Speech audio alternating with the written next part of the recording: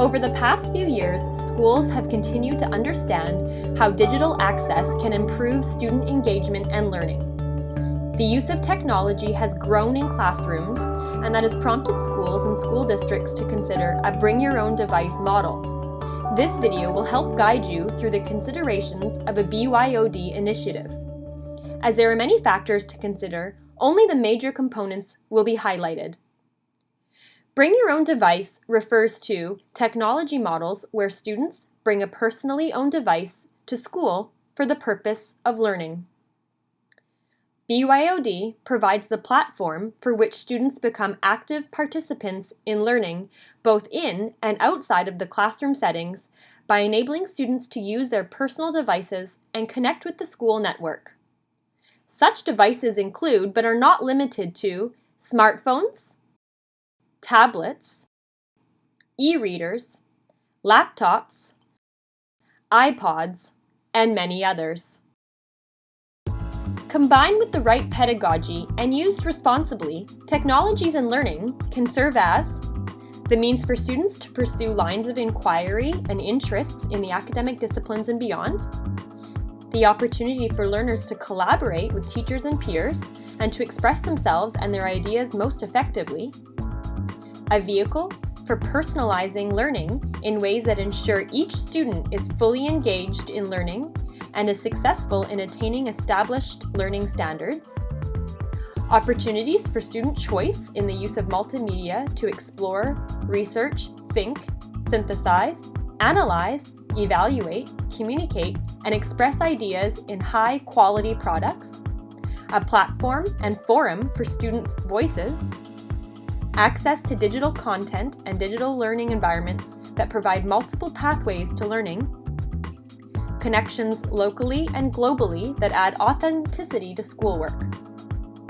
platforms from which students can learn about and attain high standards in digital citizenship, and opportunities for students to construct ideas, opinions, arguments, and evidence-based reasoning collaboratively.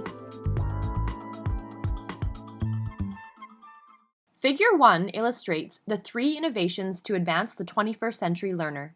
Personalization offers learners with choice as to how to bring meaning and make sense of their studies in school. Participation allows students to interact and connect with their peers and teachers in the classroom or across the globe from school or from home. And productivity tools such as organizational tools for planning, production tools for writing, composing, designing, thinking tools to analyze, synthesize, and evaluate, and online assessment tools to demonstrate learning are all available through the implementation of BYOD. A personally owned device is just that. It's personal.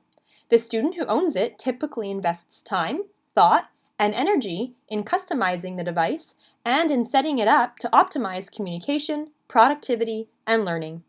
As a result, the student is typically quite proficient with their device and will use it anytime, anywhere to learn.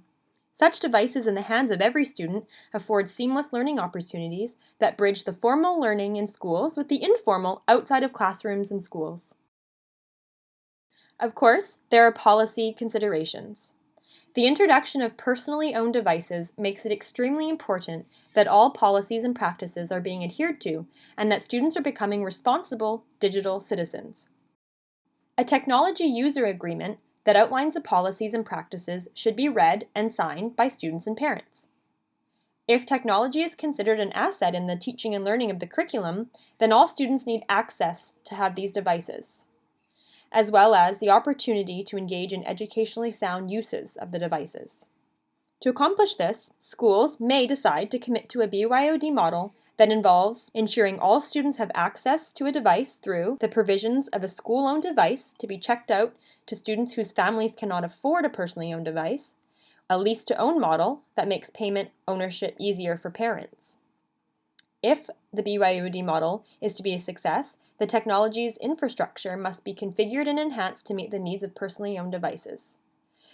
The success of a BYOD implementation will be determined in part by the school's commitment to 21st century learning, a BYOD model, and the pre-planning and readiness of a school to implement. Developing a framework for a successful BYOD model includes having a vision. Communication with the school community, for example, students, parents, community groups, and other stakeholders, is tremendously important if the plan is to have strong community support and sustainability. A recommended way to begin is to gather baseline data from parents and community members to inform the BYOD plan. A BYOD committee should then decide on a BYOD model. For example, one that accepts all devices that are internet ready will allow for greater flexibility.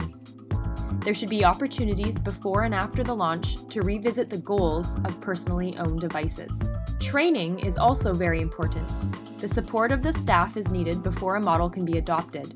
Professional development opportunities, as well as technical support to install and maintain access. Content. Schools must determine which resources in digital format to include in their BYOD model.